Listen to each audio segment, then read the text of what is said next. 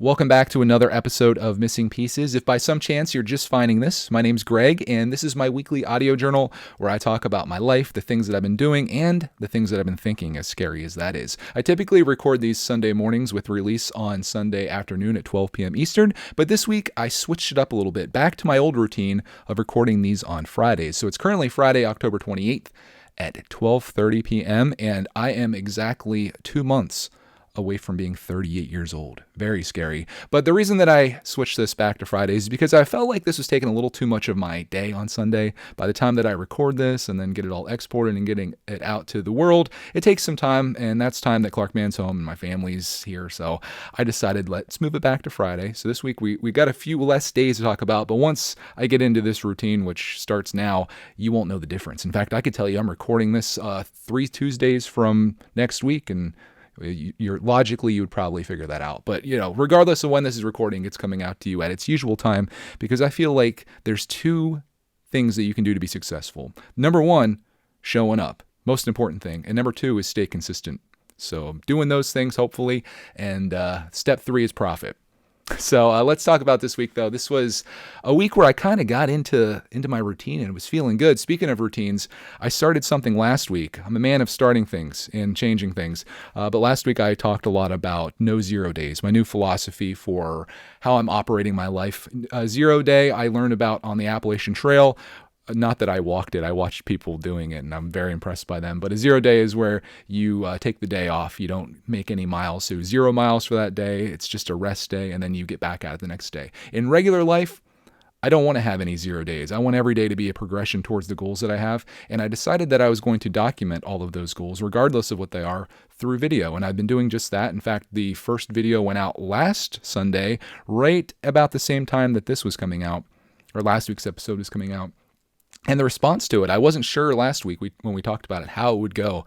The response was wonderful. I've got so many great comments about the video. My main thing was that it was 37 minutes long, which is a very long YouTube video, especially in a landscape where people are more likely to watch a 30-second video than a 30-minute video. This is 37 minutes documenting my entire week and all the things that we did. Not only me solo in like my business and hobbies, but also as a family too. And it was, for me, it was one of my best videos that I've ever made. I was so happy to have that all documented. And I was so thankful that I started, with a lot of regrets that I didn't do it sooner. But you can only do what you can do today. You can't go back in time. And if you want something, you got to get started, right? You got to show up, just like we talked about. And the video was great. I did notice that the view duration, though, was kind of low. It was about 6 minutes. So for every person that watched every 37 minutes of glory that video was, there was maybe someone else that watched 30 seconds and were like, I'm out. So when you have those two factored together, the view duration hits the middle, say like 18 minutes, and then it's a battle between those. So far more people didn't watch the entire video than did. So that kind of changed my philosophy for this week, especially after editing last Saturday, which would have been like the beginning of week 2 of No 0 Days. The first day right now sits at just under 13 minutes long. So I'm like, okay, that's 13 minutes. And then I still have, that's just Saturday. I have Sunday, Monday, Tuesday, Wednesday, Thursday. I'm still recording today, which is Friday and Saturday. And I have 4 hours of footage right now, as of Friday at 12:33 p.m. 4 hours of footage edited down is going to be one heck of a long video. So what I decided to do, and I think this is probably going to be a win for everyone, is I'm going to release Saturday's video just as a standalone No 0 Day video. And then I'm going to keep doing that in like 15-minute increments. So if I have a few days where I just record for like 5 minutes, for example, which I'm finding it harder to record for 5 minutes than I am for like 30 minutes, I'll stack those days up, and then there will be like a No 0 Days of like Monday through Friday, for example. And then if Saturday we go and do a lot of stuff, then that'll be its own video. But I'm going to try to keep these kind of consistently like the same duration, and then put them all in a playlist. So if you are somebody that wants to just sit down and you would love to watch like a 37-minute video, this will essentially just be that, but there's going to be like a break in between. So it'll be like 15 minutes, then it should load the next video for you. Or like YouTube should do its job of recommending the next one, because they're all going to be kind of in a series. And I think it'll result in the same thing, but it'll work better in a lot of ways. First of all, people aren't nearly as intimidated to watch a 10 to 15 minute video as they are to watch a 37-minute video. It's easier to keep your place too, because people, contrary to myself, people actually have lives, which I find very surprising. Like, what is that? You do things. You actually have things that you're like important and you do stuff. I think that's awesome, and I respect that. So, sitting down and watching a 15-minute video is a stretch, but you can pull that off. And then the next day, maybe there'll be another one that's 15 minutes. And then 2 days later, there'll be another one that's 15 minutes. And it should work better, not only for the people's schedules that are watching these, but also for the YouTube algorithm too, because there will be like a consistent upload schedule as opposed to like one video a week that's a monster. And then if you're a person that subscribes to a lot of YouTube channels, maybe that one day you don't get on YouTube, that video kind of gets lost in the subscription feed. And then you don't even know it existed. Whereas if you miss that day on Sunday and you come back on Tuesday, there's a video there and you're like, oh, I missed that last one that he made. I think it'll work out. As much as I'd really love just to like consistently make these once a week, and I kind of love the idea of having like an hour video or 2 hour video, I think from like a viewer's perspective and from a business perspective, if I had that board of directors that doesn't exist that tell me not to do the dumb stuff that I do, they would tell me to kind of break these up. So we'll try it out this week where I break it up a little bit. I might go back to long ones. There might be a week where I don't even have much to show and the whole week just becomes a 15-minute video. It's hard to say. There's just so much going on, it seems. So I'm learning as I go, just like pretty much everything with this YouTube thing. I try things, see what works, what doesn't work, and we try to do our best that we can. Speaking of that, though, this week, man, I had a little bit of trouble. Sometimes I can tend to get into my head a little bit when it comes to video creation and how I'm doing things, particularly with this podcast. This was a thing that I came up with this week, and it got in my head, and I started thinking a lot about it, especially after making my recent episode where I talked about my plans for retirement. And essentially, if you didn't watch that episode of the podcast or listen to it, I basically said that I don't plan to retire because I really love what I'm doing for a living, and I would be honored to have the ability to do this for the rest of my life. And after I made that podcast, I started thinking about, and this is where I guess, start to get yourself into trouble. I started thinking about what are other people going to think of that? You know, like if I was a guy and I was working at my job, like I very much was 5 years ago, and I really wasn't happy and I was kind of depressed. And I hear this guy, you know, bragging or going on about how much he loves what he does and he gets to make videos for a living and stuff.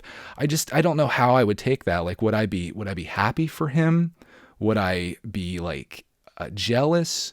Would I have like anger towards that? Would I be motivated? Would I be inspired to maybe do something like that of my own? I don't know where I'd fall on that, but I worry how people take things. And I always have to, like, whenever I talk about the good things that are going on, and I share the good and the bad. I share pretty much everything, which I guess is also the thing that I was getting inside my head with these podcasts. It's like every one of these episodes is about me. This is my weekly audio journal. Then I have a business meeting where I talk about finances or things that I'm doing. And then I do the 3 questions, which is more just about me. And I feel like this whole thing is just about me. And it's like, man, does this guy ever get tired of making podcasts about himself or talking about himself? But then I think about how I wish I could find a podcast like this. I really love to get into people's lives and like be a part of their journey. And if I found a podcast where the person was making 3 episodes a week, just doing kind of like the various things that I'm doing here, I'd be so thrilled about that. Like, it'd be great to get to know somebody like that and kind of get to be a part of it. But not everyone is probably like that. And I just worry what people think. I guess I can look at the views and I'm like, okay, a lot of people watch this. A lot of people listen to it. So there must be something there. But then I worry about how many people I'm like I guess like turning off. And maybe I shouldn't worry about those people, but you definitely, like, you get inside your head sometimes. At least I do, because I'm a very analytical person. And I think about every conversation that I have, every interaction, everything is like, was that good? Was that bad? Should I be doing this?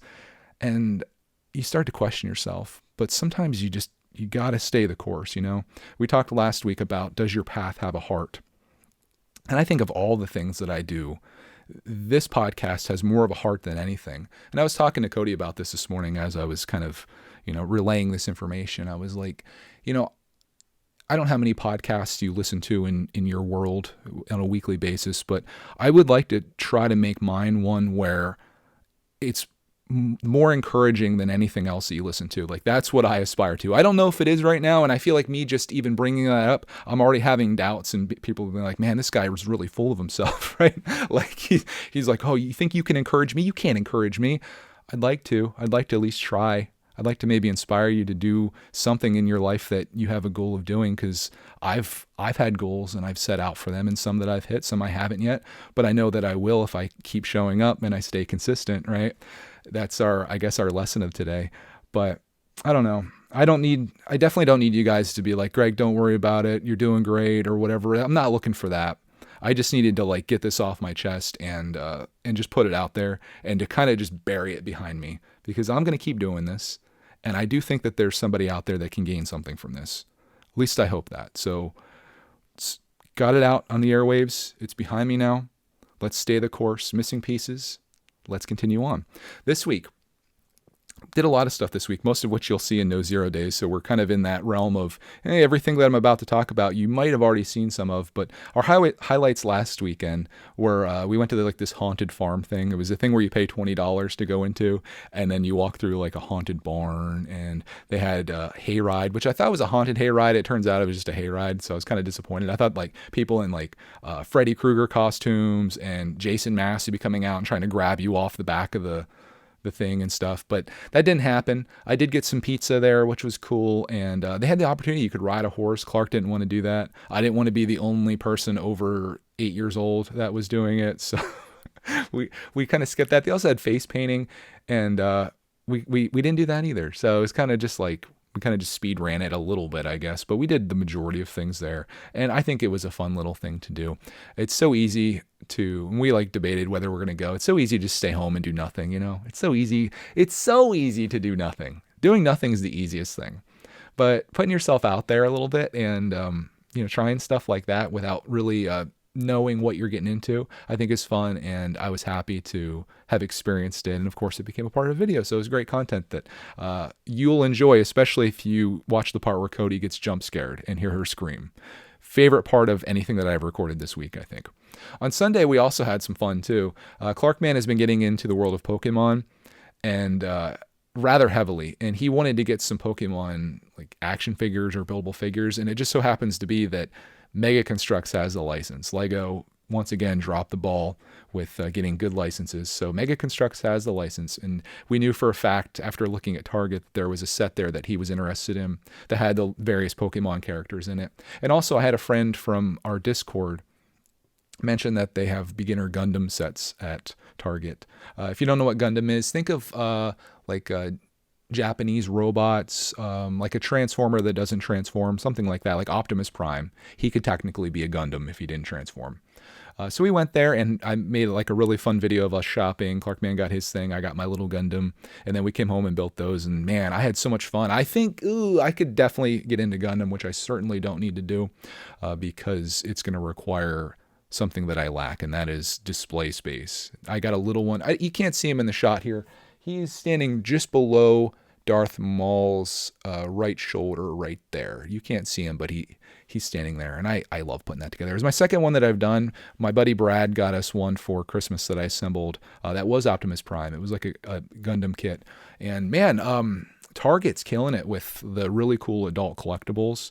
If you go back by where they have like the Nintendo Switch games and other electronics, there's this like awesome section where they have Funko Pops and these Gundams. It's like in the back of the store. They've got a whole bunch of Pokemon stuff if you're into that. There was this really cool Legend of Zelda backpack. There's just like all this stuff. They had like little arcade units, like tiny ones. That was Atari and other vintage arcade games too. And I'm like, dang, this is like a really cool spot back here. If you're an older nerd like myself, you'd probably be into it. And we had a great time. We also, that same day, went hunting at McDonald's for one of the Halloween boo buckets, one of the pails that has the, you can get a ghost, a witch, which they call a goblin, and a pumpkin. And this kind of brought nostalgia back for Cody and myself. So we tried going to the McDonald's that's right beside our Target. They were sold out. So then I called around, finally got a hold of McDonald's that had them, and we went out of our way to get this. And I also got McDonald's too. So it was my cheat meal. I should be wearing my cheat meal specialist shirt. It was the first time I've had McDonald's in quite a while, but those nuggets, man, with the sweet and sour sauce, unbeatable. Everything else at McDonald's, I could probably pass on. It's just those chicken nuggets are absolutely godlike. So that was pretty much our weekend. I think that night it'll be in Watch Tech News. I'll tell you what we started doing, something that, oh gosh, we all love, which is, I guess, coming up, but I want to talk about what I'm doing down here in the studio. So, still in the organization process and cleanup. The thing that I did this week that I was most proud of was that I convinced Clarkman finally to start tearing apart some mocks on the mock table that we have over here.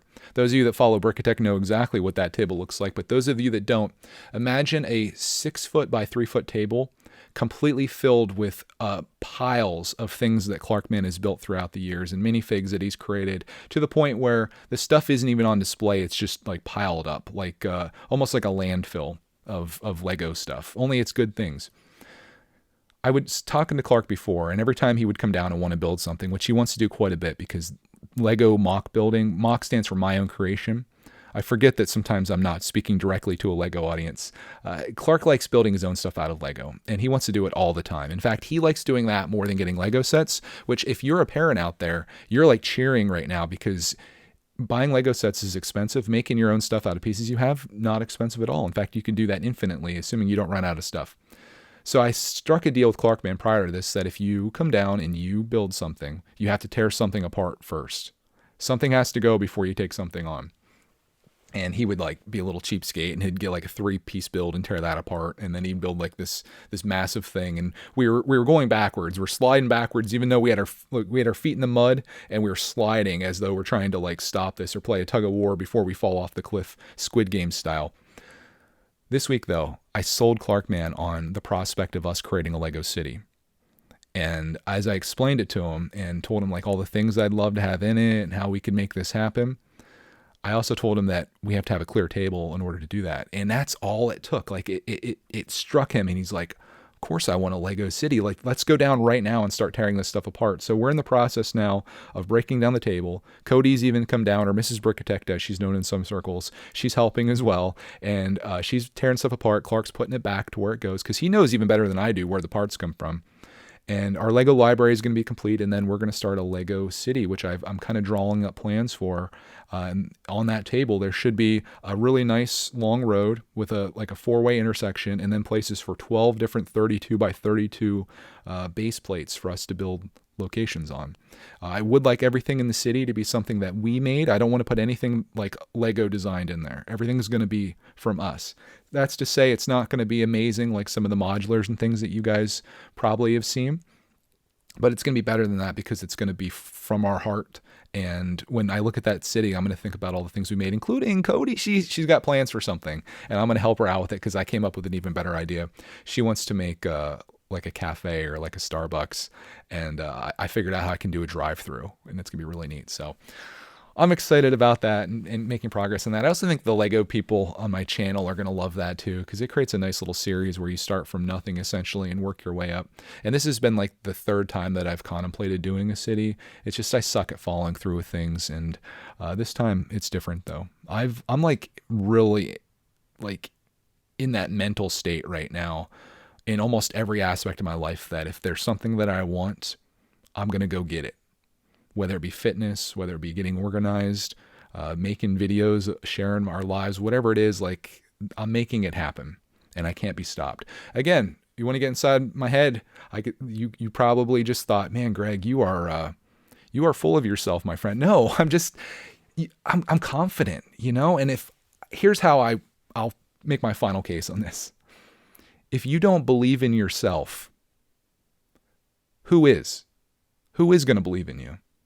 You should be your own biggest fan, And so many times I want things for other people so bad that like I want to reach out and grab it for them, and it's very hard to do if they don't want it. But if I know I want it, I'm the easiest person to motivate. So that's where I'm at on it. I'm going to speak no more of such things. We're on our grind. We're doing our thing. So I've been working on a lot of that this week. In between that, Cody and I have gotten into a show, and I think I might have mentioned last week. It's called House of the Dragon. It's the Game of Thrones prequel, and I absolutely love this show. We're like halfway through. We watch it in the afternoons before Clarkman comes home, and it's such a bummer because Like, we might finish an episode or be a part of the way up through an episode, and then he comes home like, no! As much as it's great seeing Clark, man, I want to see what happens next. And it's totally bingeable. It's like 10 episodes. So if you really were, like, if you can handle a 37-minute Greg's World video, you could totally rock out a 10-hour House of Dragon. I almost called it Game of Dragon episode. It's so darn good. What isn't good is the other series that I finished, Dahmer. I told you guys before that I started this series and I would recommend it to absolutely no one. That still stands. I was on like episode 8 and I'm like, I gotta finish this darn series. Someone spoiled what happens to him for me. I won't spoil it for you, but I was like, oh crap. I didn't know, like, I didn't look anything up on this guy. I knew he's a cannibal, but I didn't know how, I can't say. Actually, I can say because you're not going to watch this. I'm purposely going to spoil this for you so you don't watch it. He gets killed in prison. And I was like, how does that happen? I got to see that. So episode 8, 9, and 10, a lot of it's about the victims and the families and stuff. I'm literally hitting like the plus 15-second button or whatever they have on Netflix, just trying to like speed run through this thing. And then I finally got to the episode and it was totally not worth your time or my time. I wish I would have spent that doing almost anything else other than watching that series, because that was like 10 episodes at almost an hour a piece. What a absolute waste. I could have done so many other things or watched things, but Netflix and their hype train where it's like #1 trending in the United States, that got me. And I give it a, what's Ronnie's ratings? I give it like a 1 out of 5, which is a don't watch, or 0 out of 5. Stay away from forever. Bury it in the desert by the E.T. Atari games. That's the rating I'll give Dahmer.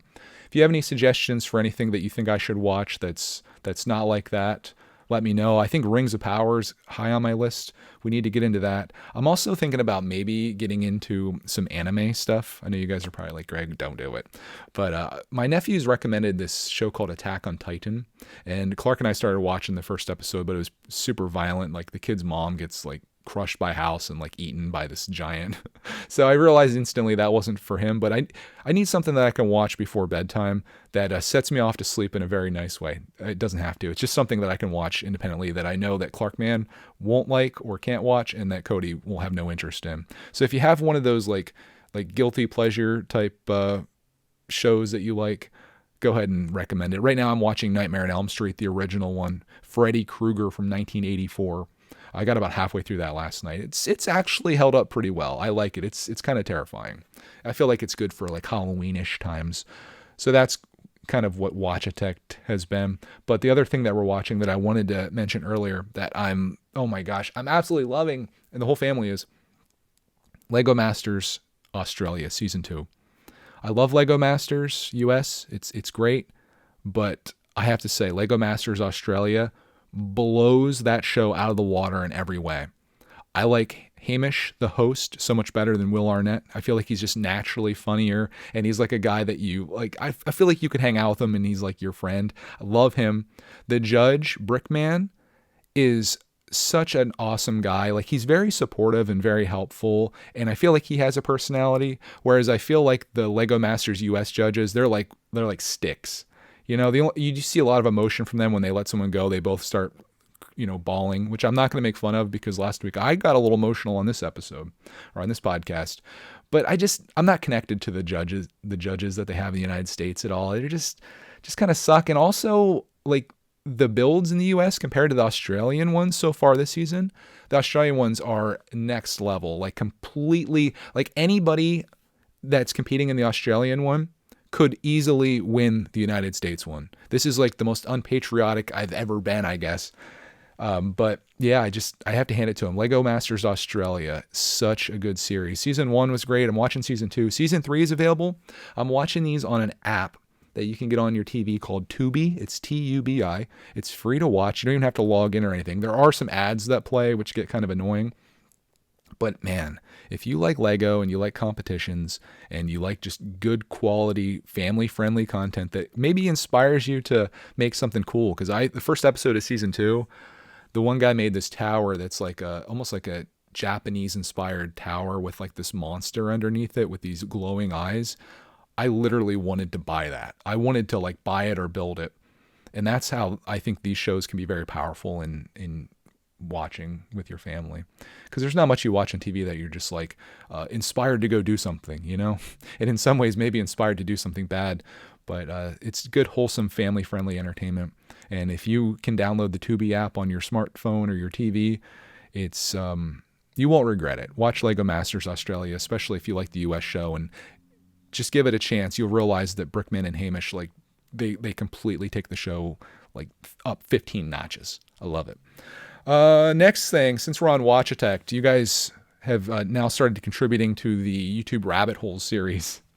And I got 2 of them. The first one came from Melvin, who said, a YouTube rabbit hole I got into a few years ago was about number radio stations. I lost lots of weeks of sleep trying to figure out some of them, what some of them could have meant, or if there was any in my area to pick up. I had no idea what this was, a number radio station. And I found out as I was watching a video on this and looking at the Wikipedia article, it immediately took me to the show that I used to watch called The Americans, where it was these Russian spies that were living in America that you would have no idea that they're Russian. And sometimes they would pick up a phone and there would just be like this automated voice reading out these numbers.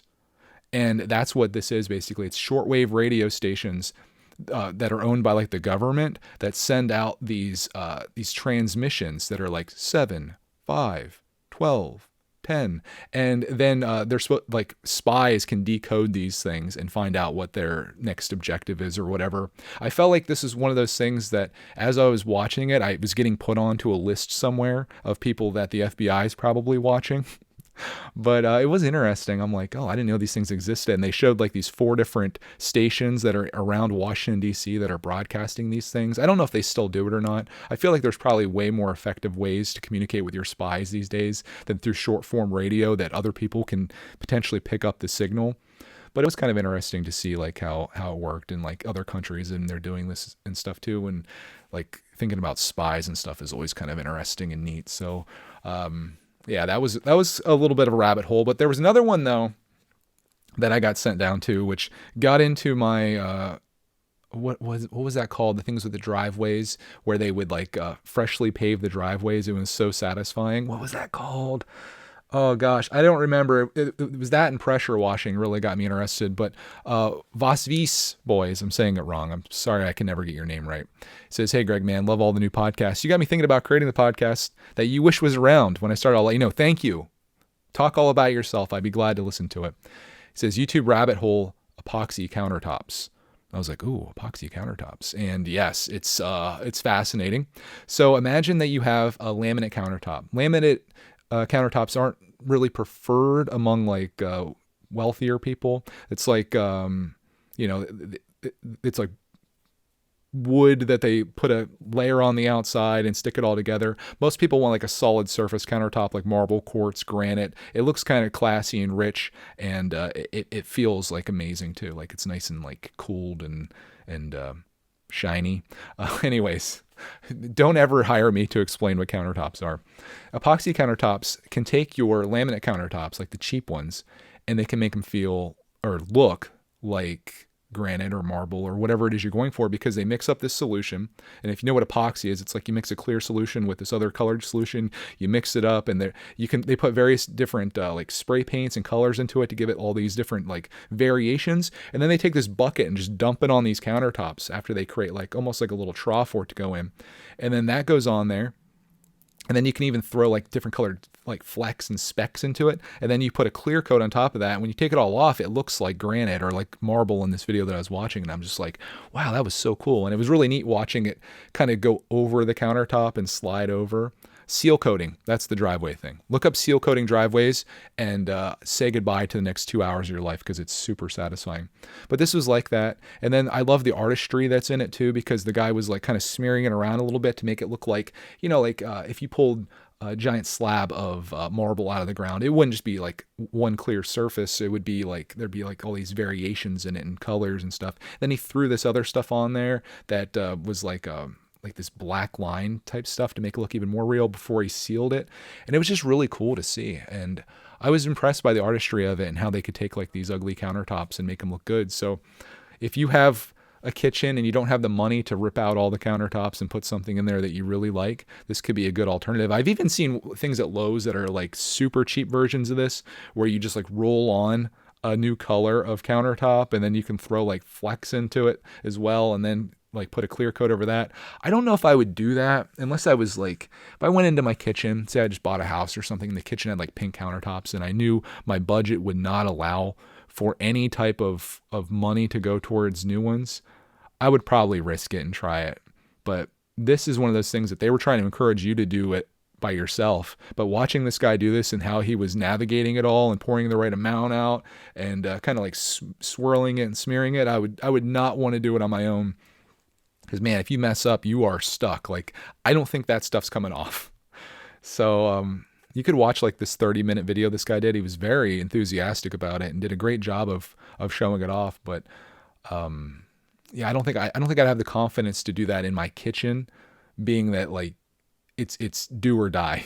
I would want to practice somewhere first. And this is not like something you can just like go out into the backyard and try out. You gotta do it or whatever. But if you have nothing to lose, you got nothing to lose. Maybe you could do it on like a house that you're trying to flip as a practice one. But at your house, I don't know if I'd recommend it unless your counters are just god awful and you need something. Maybe then.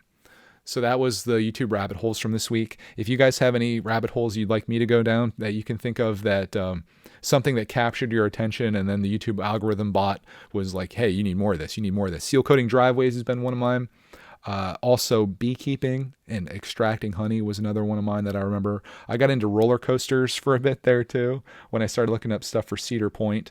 YouTube, they know how to get you. And then they do a terrible job of recommending anything else. Everything is just like, oh, you looked up this one thing one time. You looked up the Philadelphia 76ers basketball team from 1997. Let me show you every Philadelphia 76ers basketball video that's on YouTube and nothing else. Bummer.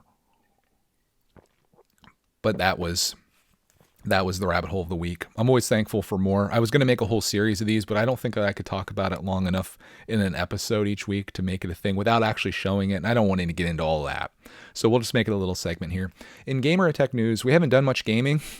We did get banned from streaming on YouTube for 14 days. Last Sunday, I was cleaning up down here, and Clark wanted to play some Minecraft, and he wanted to stream it, and I was like, okay, that's fine. So I just went through the motions of setting up the stream, and it was going. And then several minutes into it, the stream shut down, and it says that the stream was stopped and removed for violating YouTube's terms of service. And I was like, oh, that's interesting. I immediately knew what it was for, is because the AI, which is really terrible at recommending videos, but really good at finding out that there's a kid sitting here playing Minecraft and streaming it, they shut it down. The video's gone, like completely disappeared. I still have a recording of it, so I have that. But they also, at the time, I didn't know this at the time, but they suspended our ability to live stream on my Greg's Arcade channel. So when I went to stream the next night, when Clark and I were going to play some Mario, it said it wasn't available. So I'm like, what the heck? So I got on with a YouTube person, and they said that we've been suspended for 14 days from streaming. I don't know if it's actually going to come back or not, but I looked at it as a sign like, whatever. Maybe I shouldn't be spending this time doing this. So we've been watching Lego Masters instead of doing gaming videos. But that kind of sucked a little bit. But it was my fault. I should have probably marked it as made for kids. The bummer is if you're live streaming and you do that, you don't get any chat messages. And I understand where they're coming from. They're trying to protect kids like Clark, man. Say he just did that on his own, and then somebody's in the chat saying revolting things and stuff. I can appreciate them trying to protect him. But I was here.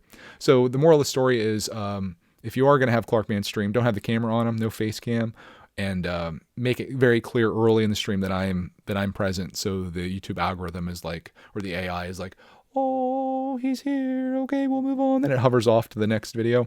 I don't know how it all works, but that happened. So we've been banned from YouTube. That should be the title of my podcast. It won't be. We do have some listener feedback from last week. My absolute favorite comment here came from James Rolfe. This one's funny.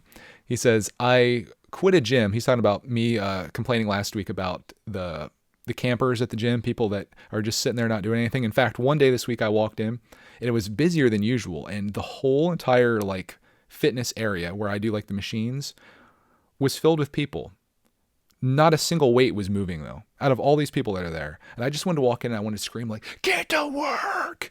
You know, it's not like I was trying to get one of those machines necessarily. I just like, if you're going to go to the gym, get to work. Don't slack. I was there with another guy last Saturday morning. He was like the only person there. He was just like sitting there. I'm like, why are you here? Why show up if you're just going to sit around? Right? So I don't know why it bothers me so much. Maybe I have like tendencies, obviously, to like motivate other people, and I guess I want to impose my will on others. It seems as a red, but I don't know, it bothered me. But Jim here has a funny thing. He says, I quit a gym because of the married women there, just sitting on equipment, reading phones and papers, waiting for the single guys to come talk to them. Get on with your workout or get out. You want to pick someone up, go to a bar. I love that. That's kind of like, that's like me. You're like aggressive like I am when we go there, and you're just like, I'm not going to quit. But I'm just like, I did have this idea though. I had this idea for, instead of the gym to charge you a monthly membership, they charge you for the amount of time that you're sitting on a machine without anything moving on it. Can you imagine then? You're getting charged like by the minute that you're sitting there looking at your phone in between your sets or whatever. No, people would be like, yeah. They'd be running over to the next machine. And it would be such an awesome thing to see if everybody was like highly motivated there. But alas, a lot of people, they'll do a little bit of weight and then they'll sit there and stare at their phone for 5 minutes and then they'll do something else. And it's just like, gosh, so aggravating. Not even for the right reasons either. I don't know why it upsets me so much. I should just be doing my own thing there and not worrying about other people. But when I see people just slacking, I just want to be like, we're here for the gains, right? They need like a motivator there at Planet Fitness. They need people to like start cracking the whip on peeps. Be like, come on, give me 10 more. I don't know. I'm over it. We got another comment here. This one was a motivated one. I like this. This is from Mike from The Cool Factor. Great channel, by the way. It says, my job put me on a path with no heart. You remember that being one of our things from last week. My goal is to find the right moment to quit and get on the path that lights up my life. It will have Lego involved in one way or another. Thanks for that one, Greg. Yeah, I'm evidence, and a lot of other people are as well, that you can make Legos some type of career path. And if that's what you love to do and you're feeling called to do that, I don't see any reason why you can't make that happen. You're already on the track. Just keep grinding, keep doing it, and eventually you can make that jump. My only advice to you is the only advice that I can give, which is my life experience. Try to make sure you're out of debt so you don't have too many obligations. It helps to have a partner involved that does have some type of stable income. And in my case, my wife had health insurance benefits as well. And it freed me up a little bit to make that move. But if you start seeing some momentum, think about how much momentum you can get once you have more time to put into it. One of the limiting things that we have is time. So if you had that, you can do it. And I believe in you, man. You totally got this. And I hope you do it, man. I do. I'm gonna do it. I'm Shia LaBeouf. Anyways, thank you for the comment. I appreciate that. And maybe like through you wanting to take that path, other people have paths out there too. They're like, you know what? If this guy can do something with Lego, I can do something with epoxy countertops. That's my life's passion. Ever since I went down that rabbit hole, I decided I want to be an epoxy countertop installer. And by golly, I'm going to do it because there's people like me that are too scared to do it themselves. I do want to send you guys out though with a quote that I heard on a podcast last week from a podcast I absolutely love called The Walk. And it was about productivity. Father Roderick, it's a Catholic priest that does this. It's not a religious podcast by any means, but it's just a guy kind of sharing his life and the things that he's thinking about. Very positive, uplifting stuff. And I aspire to one day be as amazing at doing this as Father Roderick is. He's so, if I'm like a level 1, he's like a level 39. You know, he's prestiged. He's already going back through the levels all over again. But he's talking about productivity and how sometimes you feel like you have to fill all of your time with doing things, right? And I've certainly felt that. Like I couldn't justify playing video games until I started a gaming channel where I'm entertaining people or making videos out of it. But here's what he said, and I just thought this was an awesome thing, and it may be something for you to think about this week as I have. He says, life is a gift that you get to unpack. And then he went on to say, it's not a chore or a job. So your life isn't something where you have to do like objective 1, objective 2, objective 3. Think of it like a package that you got in the mail, and then you're slicing it open. And as you're looking inside, you're looking at all the amazing things that can come out of it. You don't have to worry about how you're spending your life or how you're spending your day. As much as I'm a part of this no 0 days challenge that I've imposed upon myself, I do a lot of things just for fun. A lot of these things you'll see in the video aren't necessarily related to accomplishing some goal at all. But you need to get out of that mindset that everything you do has to be productive. I've heard that one of the most productive things that you can produce is joy in yourself. Producing joy is a thing all by itself. If you love every Sunday afternoon after you listen to Missing Pieces, you sit down and watch a football game. Many people would say that's not productive. But what if you're producing joy for yourself? You love seeing your team win, hopefully, and like that brings you encouragement for the next week, and you feel good. Like you have that pride and stuff. I would call that productive. Most people wouldn't. Watching movies, if you love a good story, or you're watching anything, like you're studying it, you're getting like something out of it, you're producing something. So don't worry about always being productive. And I just think that's just it's such a capitalistic way of looking at life, making everything, including the hours that you exist, a commodity. Not a good move. So I really like that. Life is a gift you get to unpack.